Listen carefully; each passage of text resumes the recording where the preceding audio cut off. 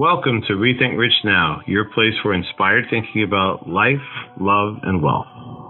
I'll post new episodes weekly, and I'm happy to get your questions and comments. Please note the information I provide on this podcast is for general purposes only. I've not taken into account your personal situation.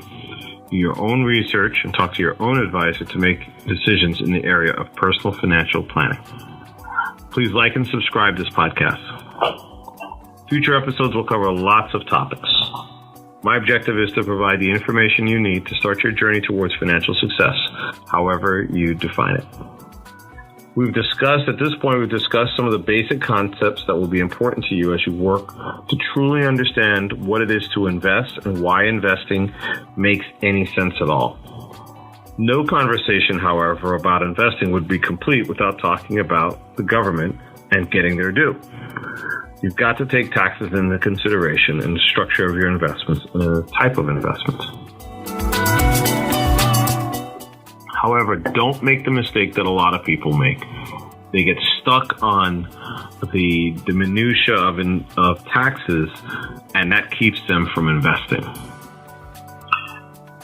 Someone once said to me, if you've got to pay taxes, that means you made money. And that's generally true. Okay. What the heck are taxes and why do they exist? So if you like the nice roads, the police protection, the public education that we all enjoy, you've got to pay for them somehow. And the way that we do that is through taxes. Having lived in other countries, I know that here in the U.S. we've got a great deal, regardless of what complaints you hear people having. Taxes pay for so many things, and generally we enjoy an incredible standard of living.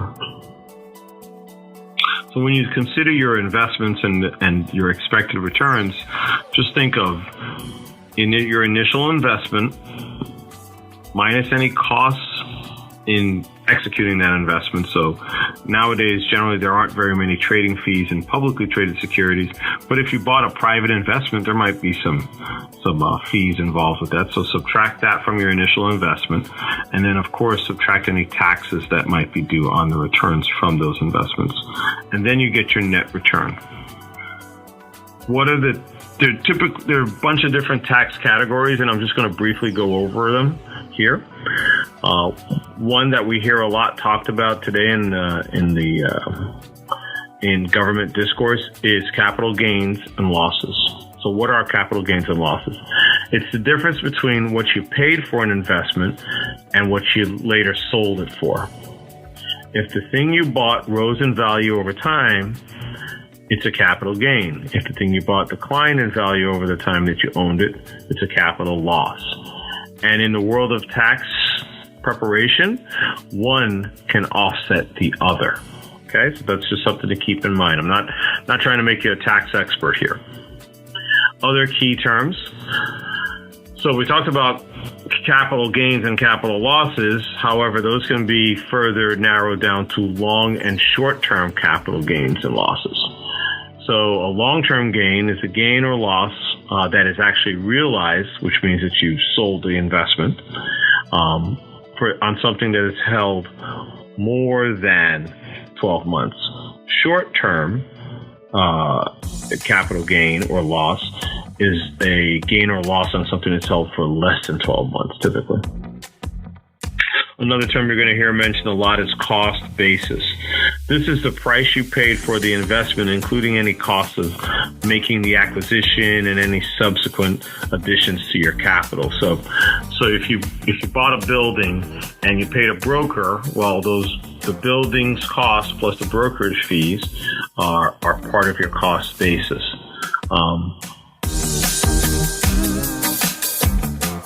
Let's say you made a big investment in the property and it's a capital investment. So it's not just getting the place painted, but you had to build on another room, or you had to change all of the windows to high impact windows.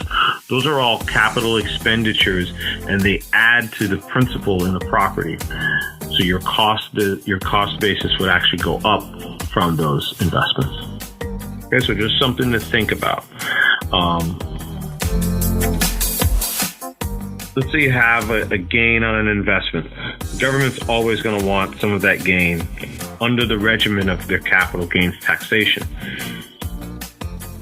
So you may be wondering, what about the losses? Well, you net the losses against the gains.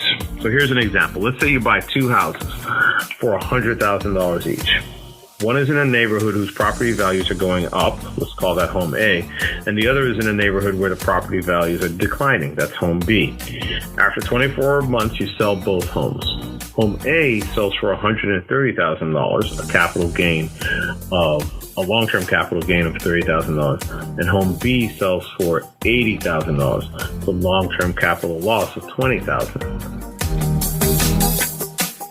If the long-term capital gain taxation rate was 10%, then you would owe $1,000 in taxes. Basically, it's the net gain times 10%.